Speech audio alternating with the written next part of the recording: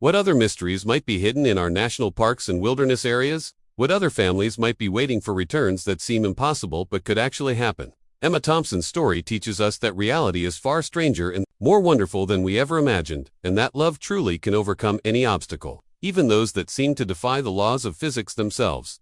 The investigation into Emma's return has revealed details that make her story even more extraordinary and impossible to dismiss as fantasy or delusion. When federal agents and scientists began examining the artifacts Emma brought back with her, they discovered materials with properties that defied current scientific understanding.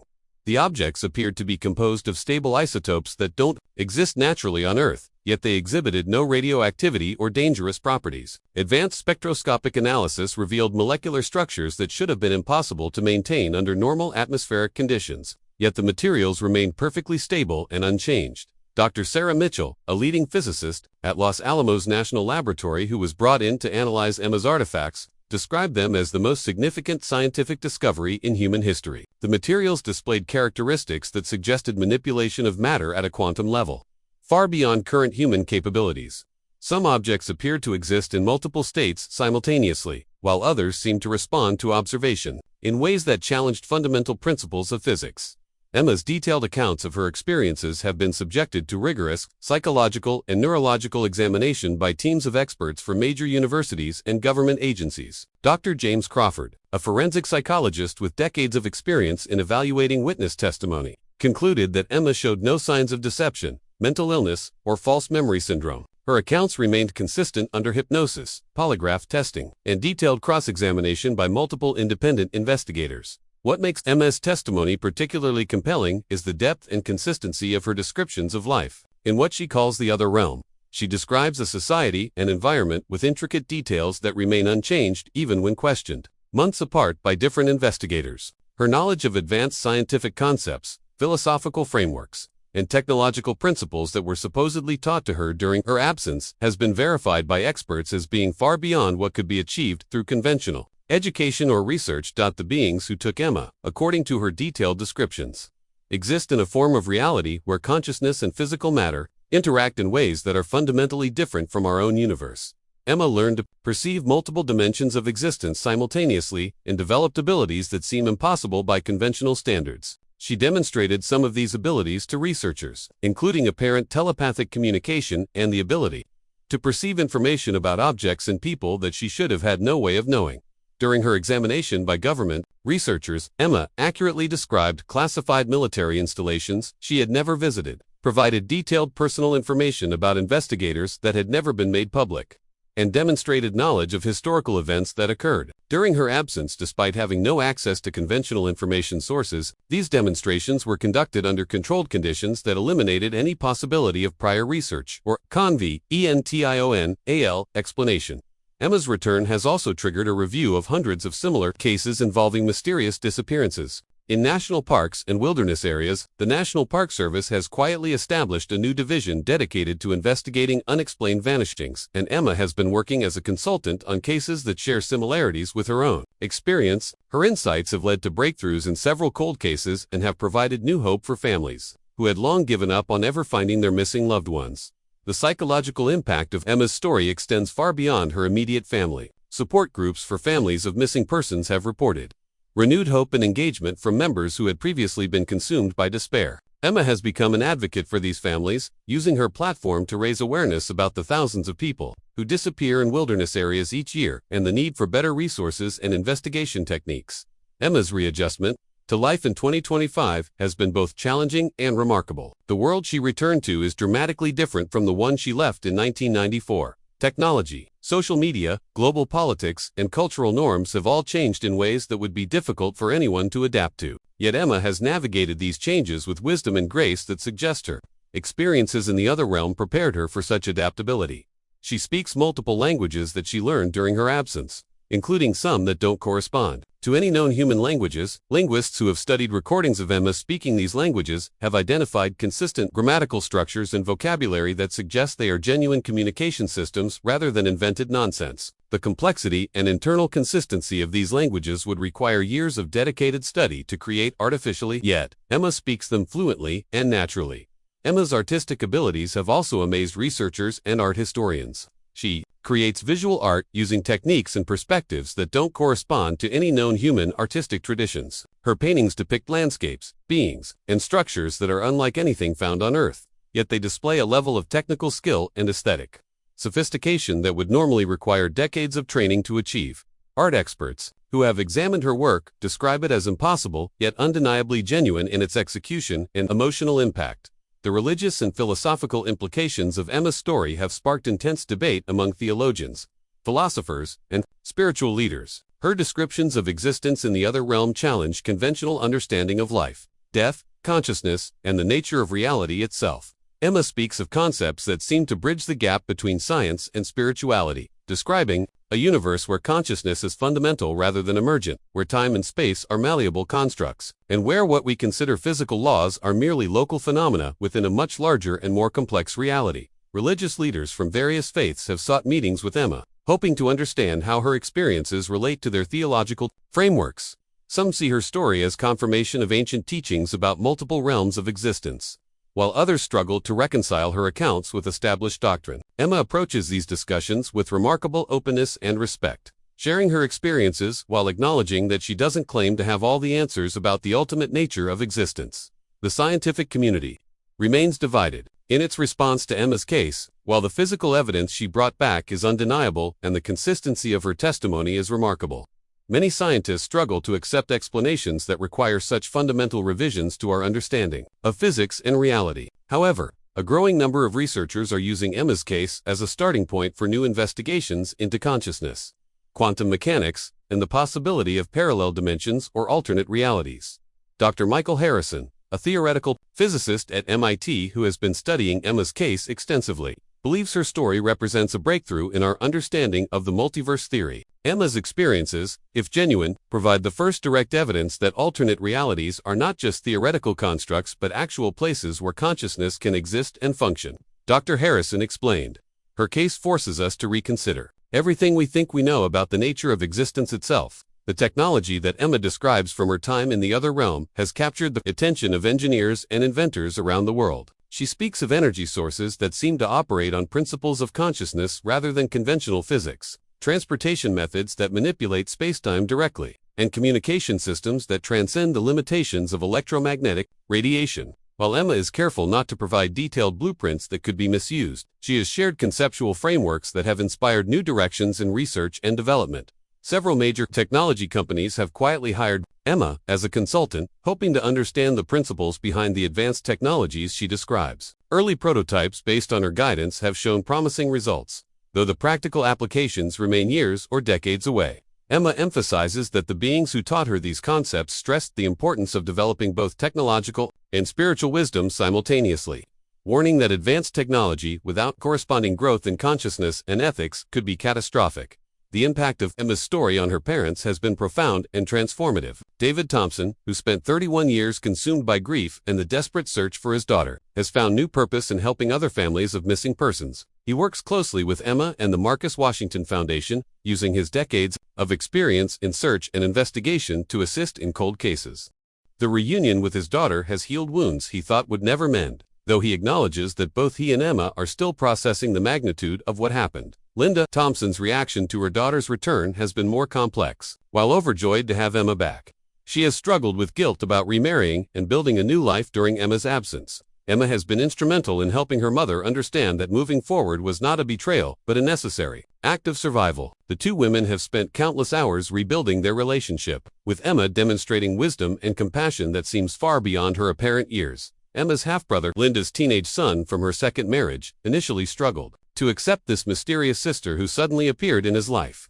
However, Emma's gentle patience and genuine interest in getting to know him has gradually won him over. She has become a mentor and guide for him, sharing insights about life and existence that have profoundly influenced his own development and worldview. The extended Thompson family has rallied around Emma's return, though not without complications. Some relatives remain skeptical of her story despite the compelling evidence, while others have become so fascinated by her experiences that they've altered their own life paths to study consciousness, spirituality, and unexplained phenomena. Family gatherings have become forums for philosophical discussions that range from quantum physics to the nature of the soul. Emma's romantic life has been a subject of considerable speculation, Though she maintains privacy about this aspect of her experience, she has mentioned that concepts of love and relationships in the other realm are different from human understanding, involving connections between consciousness that transcend physical form. Whether she formed relationships during her absence and how this affects her ability to form connections in our reality remains something she discusses only with her closest confidants and therapists.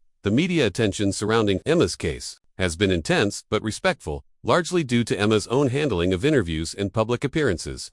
She speaks with such authenticity and wisdom that even skeptical journalists find themselves taking her story seriously. Major news networks have produced documentaries about her case, always treating it with the gravity and respect it deserves rather than sensationalizing the more extraordinary aspects of her claims.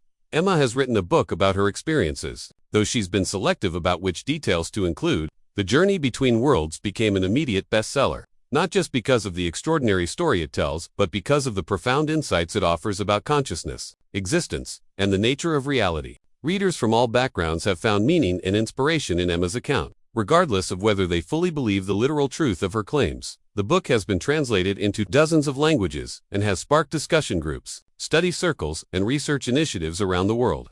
Universities have begun offering courses that examine Emma's case from multiple academic perspectives, including psychology, physics, anthropology, and philosophy. Her story has become a case study in how extraordinary experiences can challenge established paradigms and open new avenues for understanding.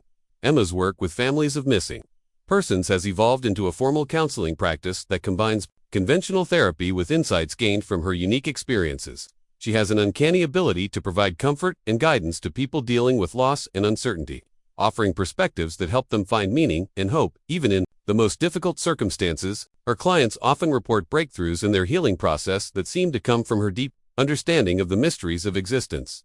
The legal implications of Emma's case have created unprecedented challenges for courts and legal systems. Questions about identity, inheritance, missing person declarations, and the statute of limitations on various legal matters have required entirely new frameworks for resolution. Emma's case has prompted legislative discussions about how to handle similar situations, should they arise in the future. Emma's financial situation has been complex, as she returned to a world where she officially didn't exist and had no established identity or credit history. The resolution of these practical matters has required cooperation between multiple government agencies and has established precedents for handling similar cases. Emma has used her newfound financial stability to support research into missing persons cases and consciousness studies. The international response to Emma's case has varied significantly. Some countries have invited Emma to share her insights with their own researchers and missing persons investigators, while others have maintained skepticism about the validity of her claims. Several foreign governments have attempted to gain access to the artifacts Emma brought back, leading to diplomatic discussions about the ownership and study of potentially extraterrestrial materials. Emma's health has been a subject of extensive medical study. Despite being 32 years old, her cellular structure and biological markers suggest someone much younger, as if the aging process had been slowed or altered during her absence. Her immune system shows remarkable resistance to disease, and her physical capabilities exceed normal human ranges in several measurable ways. Medical researchers are studying her case to understand potential applications for human health and longevity. The environmental movement has found inspiration in Emma's descriptions of how the beings in the other realm relate to their surroundings. She speaks of a consciousness-based approach to environmental stewardship that goes far beyond current sustainability efforts. Her insights have influenced new approaches to conservation and environmental protection that consider the consciousness and interconnectedness of all life forms. Emma's influence on education has been significant, particularly in approaches to learning and consciousness development. She describes educational methods from the other realm that integrate intellectual, emotional, and spiritual development in ways that optimize human potential.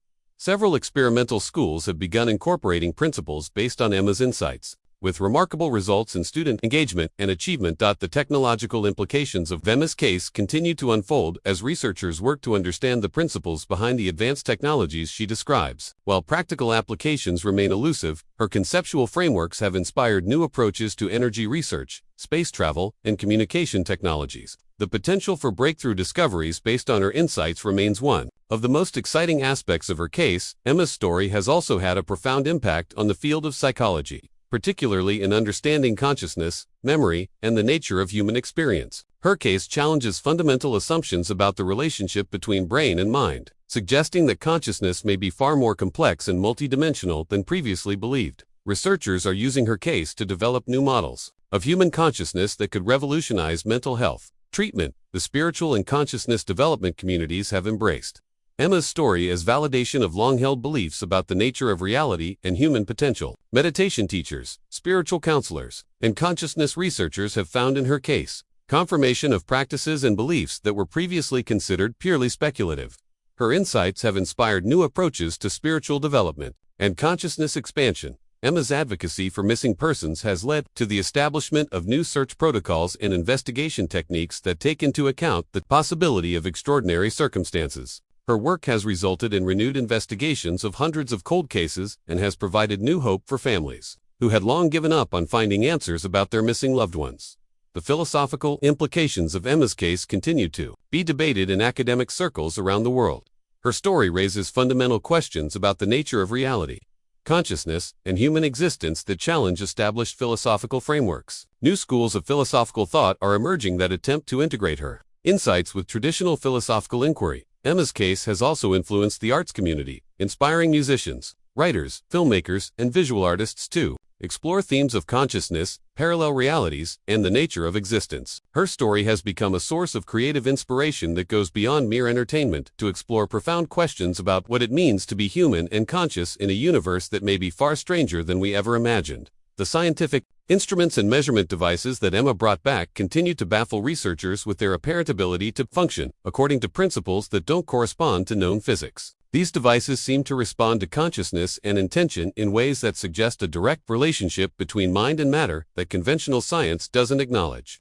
Research into these artifacts may eventually lead to revolutionary advances in technology and our understanding of reality.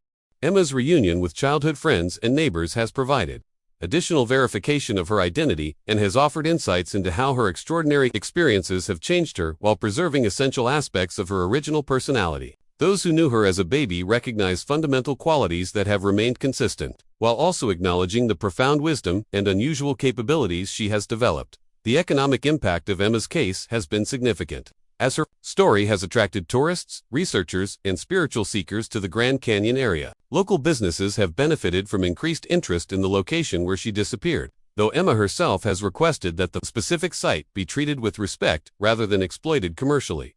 Emma's work with law enforcement has led to the development of new investigative techniques that consider possibilities beyond conventional criminal activity or accidental disappearance. Her insights have helped solve several missing persons cases that had been considered hopeless, providing closure for families and validation for her unique perspective on these mysteries. The international community of researchers studying unexplained phenomena has found in Emma's case the most compelling evidence yet for the reality of extraordinary experiences that challenge conventional understanding. Her story has become a focal point for serious scientific investigation into consciousness, parallel realities, and the nature of existence itself. As Emma continues to adjust to life in our reality while sharing her extraordinary insights, her story serves as a reminder that the universe holds mysteries far beyond our current understanding. Her journey from a disappeared baby to a returned adult with impossible knowledge challenges us to remain open to possibilities that seem to defy logic while maintaining the critical thinking necessary to distinguish truth from fantasy. The impact of Emma Thompson's story may not be fully understood for generations, but her case has already begun to transform how we think about missing persons, consciousness, reality, and human potential. Whether her experiences represent literal truth or some other form of extraordinary phenomenon, her story continues to inspire hope, wonder, and a deeper appreciation for the mysteries that surround us every day. The summer heat of Arizona was unbearable on July 15, 1994, when the Thompson family decided to take what should have been a simple day trip to the Grand Canyon. David and Linda Thompson, along with their one-year-old daughter, Emma, had driven from Phoenix to show their baby girl one of the world's most breathtaking natural wonders. What started as an innocent family outing would become one of the most mysterious disappearances in National Park Service history, a case that would baffle investigators for over 3 decades until Emma Thompson walked through her childhood home's front door in 2025. Now a 32-year-old woman with a story so incredible that it challenges everything we think we know about reality itself. On that fateful July morning, the Thompson family arrived at the Grand Canyon's South Rim around 10 a.m., joining thousands of other tourists who had come to witness the magnificent views. David Thompson, a 28-year-old accountant, had been planning this trip for months as a celebration of his recent promotion at work. Linda, 26, was excited to take Emma's first photos at such an iconic location, hoping to create memories that would last a lifetime. Little did they know that their precious daughter would vanish without a trace, leaving behind only questions that would haunt them for the next 31 years. The family spent the morning walking along the well-maintained trails near the visitor center, with baby Emma secured in a stroller and occasionally carried by her parents. Witnesses later testified that they saw the happy family taking photos at various viewpoints, with Emma giggling and pointing at the vast canyon spread out before them. David had brought his new video camera, excited to capture his daughter's first reactions to such natural beauty. The footage he recorded that morning would later become crucial evidence in the investigation, showing a perfectly normal family enjoying what appeared to be a wonderful day together. At approximately 2:30 p.m., the Thompson family stopped for lunch at a picnic area about half a mile from the main visitor center. Linda was feeding Emma in her high chair while David unpacked their sandwiches and drinks. According to their testimony, they had chosen a spot under a large pine tree that provided shade from the intense desert sun. Other families were nearby, creating a safe and populated environment where nothing dangerous should have been able to happen to a small child under constant parental supervision. What happened next defies all logical explanation and has puzzled investigators, search and rescue teams, and paranormal researchers for over 3 decades. David Thompson stepped away from the picnic table for less than 2 minutes to dispose of their trash in a nearby receptacle, a distance of perhaps 30 feet. Linda was wiping Emma's face with a napkin when she turned to grab a bottle of water from their cooler. In that brief moment, no more than 10 seconds, according to Linda's account, baby Emma simply vanished from her high chair. The disappearance was so sudden and inexplicable that Linda initially thought she was looking in the wrong direction. She called out to David, asking if he had taken Emma, but he was clearly visible at the trash can with his hands empty. Linda began searching frantically around the immediate area, thinking perhaps Emma had somehow climbed out of her high chair. Though at barely 1 year old, the child was not yet walking independently and the chair's safety straps were still buckled and intact.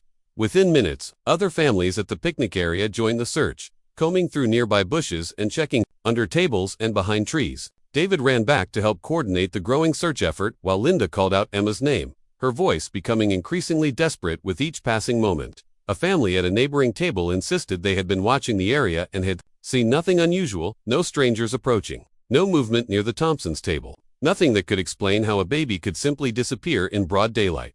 Park rangers were contacted immediately, and within an hour, a full-scale search operation was underway. Search and rescue teams arrived with tracking dogs. Helicopters began aerial sweeps of the canyon area, and dozens of volunteers joined the effort to find baby Emma. The initial search focused on the theory that somehow the child had wandered away from the picnic area, despite the physical impossibility of a 1-year-old traveling any significant distance on foot in such terrain. The search expanded rapidly as hours turned into days with no sign of Emma Thompson. Professional search teams rappelled into the canyon itself, checking every ledge, crevice, and possible hiding spot where a small child might have fallen or been taken. Helicopters with thermal imaging equipment scanned vast areas of the canyon, looking for any heat signature that might indicate a missing child. Dogs trained in tracking missing persons were brought in from multiple states, but they found no scent trail leading away from the picnic table where Emma had last been seen. FBI agents arrived on the scene within 48 hours, treating the case as a potential kidnapping despite the lack of any evidence suggesting outside involvement. They interviewed every person who had been in the area that day, reviewed all available security footage, and conducted background checks on everyone who had contact with the Thompson family. Investigators found no suspicious individuals, no unusual activities, and no credible explanation for how a baby could vanish so completely in such a short time frame. The media attention was intense and sustained. News crews from across the country descended on the Grand Canyon, turning the search for Emma Thompson into a national story. The case was featured on television shows about missing children, and Emma's photo was distributed to millions of households. Across America, tips poured in from concerned citizens who thought they had seen the missing child, but every lead proved to be false, every sighting a case of mistaken identity. David and Linda Thompson's lives were destroyed by their daughter's disappearance. They spent their life savings hiring private investigators, psychics, and specialized search teams. They moved closer to the Grand Canyon so they could continue searching on their own, spending weekends and holidays walking the trails and exploring areas that might have been missed by official search efforts. Linda suffered a nervous breakdown and required hospitalization for severe depression, while David quit his job to focus entirely on finding their daughter. Years passed without any meaningful developments in the case. The official search was eventually scaled back, though it never officially ended. The Thompson family received support from organizations dedicated to finding missing children. But as Emma's first birthday turned into her second, then her fifth, then her 10th, hope began to fade. David and Linda eventually divorced, Unable to cope with the strain of their loss and the constant reminder of their missing child every time they looked at each other, the case became a fixture in discussions about unexplained disappearances in national parks. Researchers and writers included Emma's story in books about mysterious vanishings, often grouping it with other cases where people seemed to simply vanish without a trace in America's wilderness areas. Conspiracy theorists proposed everything from alien abduction to secret government experiments, while more conventional investigators continued to believe that Emma had somehow wandered into the canyon and fallen to her death. Though no remains were ever found, Linda Thompson remarried in 2005 and moved to Colorado, trying to build a new life while never forgetting her lost daughter. David remained in Arizona, continuing his solitary search efforts and maintaining a website dedicated to finding Emma. He aged prematurely, his hair turning gray in his 30s, his face marked by decades of grief and relentless searching. He never remarried, never had other children, dedicating his entire existence to the hope that someday he would find answers about what happened to his baby girl. As the years stretched on, the case file grew thicker with false leads and dead ends. Emma would have graduated from high school in 2011, started college in 2012, perhaps gotten married and had children of her own by now. David Thompson marked each of these milestones alone, wondering what his daughter might have looked like, what kind of person she might have become, whether she was alive somewhere or had died on that terrible day in 1994. The Grand Canyon case remained one of the most puzzling disappearances in National Park Service history. Training materials for new rangers included information about the Thompson case, both as an example of how quickly a child can vanish and as a reminder of the importance of immediate response to missing person reports. The picnic area where Emma disappeared was eventually renovated, but a small memorial plaque was installed near the spot where she was last seen, a quiet acknowledgement of the family's loss and the mystery that had never been solved. Then, on March 3, 2025, something impossible happened. Linda Thompson was at her home in Denver, preparing dinner for her second husband and their teenage son, when she heard a knock at her front door. It was just after 6 p.m., and she wasn't expecting anyone. When she opened the door, she found herself face to face with a woman in her early 30s with familiar brown eyes and a smile that made Linda's heart stop. "Hello, Mom," the woman said quietly. "I'm Emma. I'm sorry it took me so long to come home." Linda Thompson collapsed to her knees, unable to process what she was seeing and hearing. The woman standing before her was undeniably her daughter, grown up but clearly recognizable as the baby who had vanished 31 years earlier. Emma helped her mother to her feet and into the house, where Linda's husband and son stood in shocked silence, unsure whether they were witnessing a miracle or some kind of elaborate hoax. Emma Thompson was exactly the age she should have been, 32 years old, as if she had continued aging normally during the 3 decades she had been missing. She carried identification, had detailed knowledge of her early childhood that only the real Emma could have known, and even had a small scar on her knee that Linda remembered from when Emma had fallen as a toddler just weeks before the Grand Canyon trip. DNA testing would later confirm what Linda knew in her heart the moment she saw those familiar eyes. But Emma's explanation of where she had been for 31 years was more extraordinary than anyone could have imagined. She spoke calmly and clearly about being taken from the Grand Canyon by beings she described as not from here, though she was careful to explain that she had not been harmed or mistreated during her absence. According to Emma, she had been living in what she called a place between places, a realm that existed parallel to our own reality, but operated under different rules of time and space. Emma described her experience with remarkable detail and consistency, never changing her story, despite hours of questioning by family members, investigators, and eventually federal agents who reopened the case upon learning of her return. She explained that, from her perspective, she had aged normally and lived a full life during her absence, though she understood that time had passed differently for her than it had for the people she left behind in 1994. The beings who had taken her, according to Emma's account, were not malevolent but were conducting some kind of long-term study of human development and behavior. She had been raised and educated in their realm, learning about both human and non-human perspectives on existence, reality, and the nature of consciousness itself. Emma spoke of advanced technologies and concepts that seemed decades ahead of current human understanding. Yet she was careful not to share information that she believed might be dangerous or misused. What struck investigators most about Emma's account was not just the fantastical nature of her claims, but the profound psychological and emotional impact of her experience. She displayed knowledge and wisdom that seemed far beyond her apparent age, speaking with a depth of understanding about human nature, philosophy, and the meaning of existence that suggested she had indeed lived through extraordinary experiences. During her absence, Emma also brought with her physical evidence that baffled scientists and researchers. She carried materials that appeared to be composed of elements not found on Earth, along with devices whose function and method of operation could not be determined despite extensive analysis by government laboratories. These artifacts, combined with Emma's detailed and consistent testimony, created a case file that challenged conventional understanding of reality itself.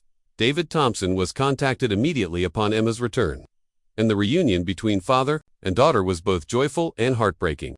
David, now 59 years old and physically worn down by decades of searching, wept uncontrollably when he saw his daughter again. Emma embraced him with the love of a child who had never forgotten her father. Despite the impossible circumstances of her absence, the family worked with therapists and counselors to process the trauma and joy of Emma's return, while also dealing with intense media attention and government interest in her case. Emma handled the scrutiny with remarkable composure, answering questions honestly while maintaining boundaries about certain aspects of her experience that she believed should remain private. Emma's return has sparked new investigations into other unexplained disappearances in national parks and wilderness areas.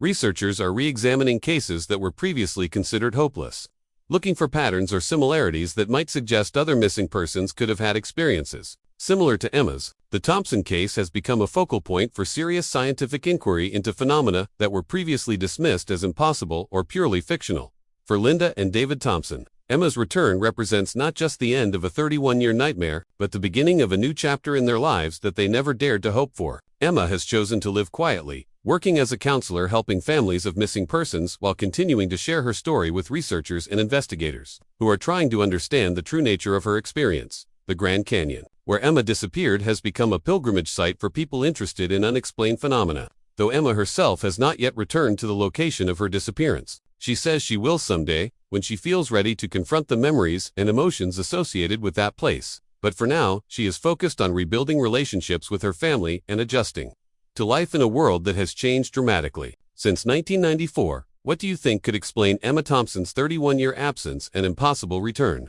Have you ever wondered how many other families might be waiting for similar miracles, or how many missing persons cases might have explanations that go beyond our current understanding of reality? Emma's story challenges us to keep our minds open to possibilities that seem impossible, and to never give up hope even when all logic suggests that hope is futile.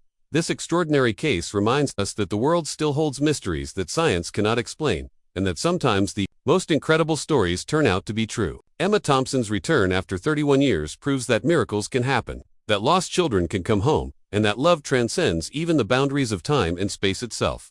If this story has moved you, if Emma's incredible journey has given you hope or made you think differently about the mysteries that surround us, share it with others who might need to hear that impossible things sometimes become possible. Let it remind families of missing loved ones that hope should never be abandoned, and that sometimes the most extraordinary endings come to the most tragic stories.